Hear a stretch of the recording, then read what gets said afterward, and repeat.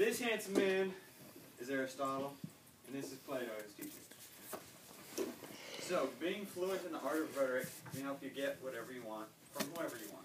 But the question is, are you ready to defend yourself with such an art? Aristotle and Pericles were. Whenever they spoke, allies and enemies listened. As a wise person once said, speaking is like lifting weights. You must start from the bottom and work your way up. Aristotle and Pericles did just that. So we're going to use these two great men to help you understand such a subject. However, before we get into how awesome Aristotle and Pericles are in rhetoric, we must first define what rhetoric is. The word we know as rhetoric comes from the Greek word rhetorike.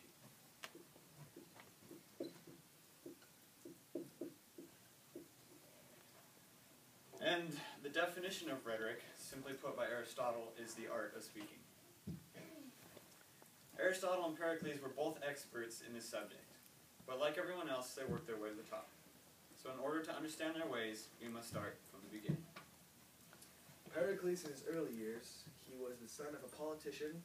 Excuse me for my getting to know their parents' names, but Xanthippus, that was his father, and Argyriste, it was his mom. She was a powerful noblewoman, and she actually is what her husband is Xanthippus.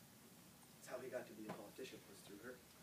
Some quick things about his youth. A few nights before his birth, his mom had a dream. And her dream was her birthing a lion. I don't know how, yeah. But, so pretty much what it was is she was alluding to his greatness, and funny note, is an usually large head. You see it in this picture because it's cut off, but the reason why he wore a helmet all the time, because he had a huge noggin. What else about this? Oh, since his family was completely wealthy, he was afforded many teachers that were very smart. And his most influential teacher was a guy named Anaxagoras. He was one of the first philosophers who came to Athens. Pericles lived there. And pretty much a few things about Anaxagoras was, like I said, he was one of the first philosophers in Athens. He concerned himself with scientific things all the time. He was the first to explain that the moon shines due to the reflecting light from the sun. And, just another side note, Pericles sent Anaxagoras to Lampsacus, which was another place outside of Athens, for his own safety due to him being blamed for the Peloponnesian War. Anaxagoras was blamed for the Peloponnesian War. And Pericles was really close to him as his student. And because Pericles was the general of Athens, or one of them, he had the power to send him away and keep him safe because he was a really good friend of Pericles. Another thing about Anaxagoras and Pericles was he taught him many things, and one of the things he did teach him was he was responsible for Pericles' calm and undaunted attitude of mind, which he utilized in the toughest trials. Pericles was a very practical man. He, unlike Aristotle was a very theoretical man. He was very concerned with the mind and how Pericles was kind of the opposite. He was very practical. He would spend hours and hours and hours preparing his speeches, and he studied all the time, and he was very concerned with his eloquence of words. Like, he wanted to be like the most perfectly well-worded man in any speech, and he was. Every time he talked to anybody, he would just catch their attitude, catch their ear with everything he said. And another thing Anaxagoras, is he continuously studied his philosophies, which deepened his rhetoric and heightened his intelligence. That's what he also did with Pericles.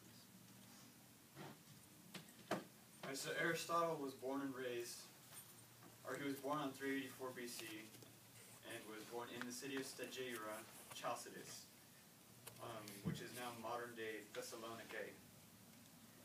He studied at Plato's Academy, under Plato, obviously. He studied physics, metaphysics, rhetoric, literature, mathematics, politics, science, anatomy, biology, zoology, poetry, theater, music, government, and ethics. Yeah. He dedicated all this time to his studies. As a result, 20 years later, he would become the teacher of Alexander the As I said earlier, Aristotle studied many subjects, one of which was rhetoric. In Aristotle's book, The Art of Rhetoric, chapter 2 speaks of 3 means of persuasion. These 3 ways were ethos, pathos, and logos.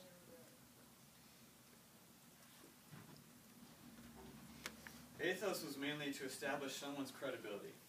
According to Aristotle, this can be done in a few which ways. To be an expert on a certain subject, and then to be extremely interested in the subject, and if not, really then to pretend to be so.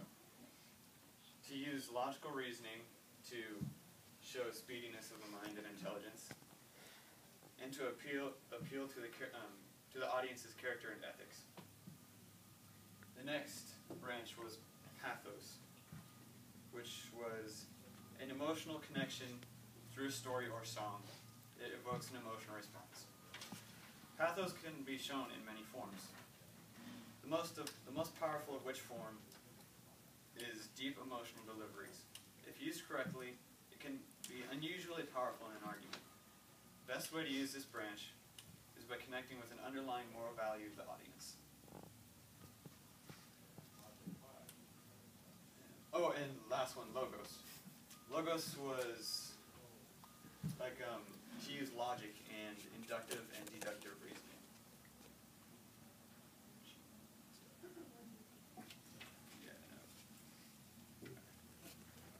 All right. Like I said, Pericles, unlike Aristotle, who did spend a lot of time during his speeches, but Pericles was so concerned with his words, and that's him and Anaxagoras, who just spent countless time going over that stuff. And so, in his speaking style, I guess you could say, he used bold poetic imagery, which captured every listener all the time. Like I said, he did that in every one of his speeches.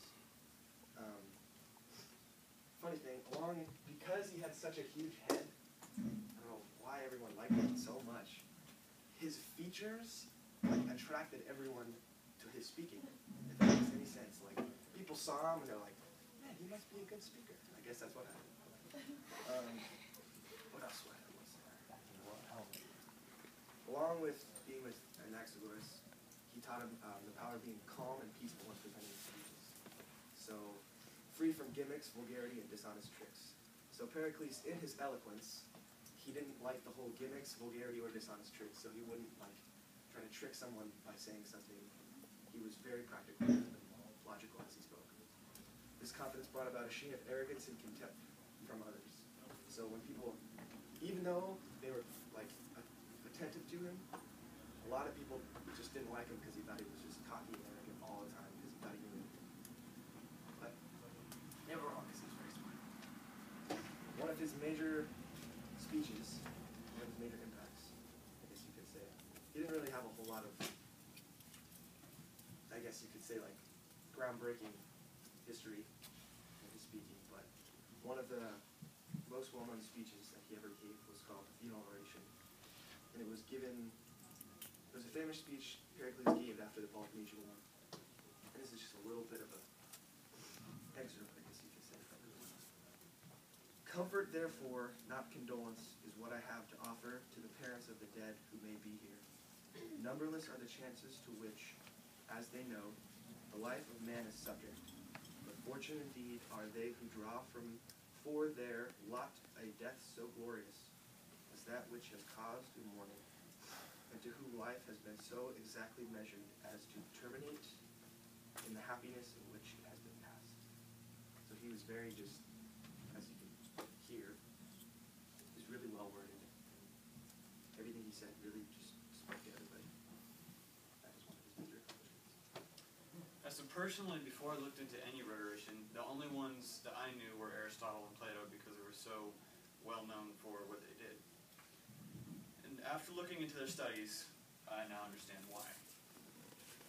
Aristotle left nearly 300 writings written as lectures on different subjects. He was given credit for the earliest form of logic. He wrote the books Poetics and the Art of Rhetoric. He developed the system of rhetoric, and he had tons of work from literature to biology. I'm sure that no matter how many subjects you look into, the great mind of Aristotle has covered it. Confidence and preparation in speech can establish a generation of great orators, as well as he does pathos and logos. Understanding both of these men's past can effectively strategize our speaking abilities and to become great orators. All of us can. All both their principles can be used today in speaking. Pericles and Aristotle were both humans, just like you and me. They had the same opportunities, same time, same all that kind of stuff. But their lives feed and example to us.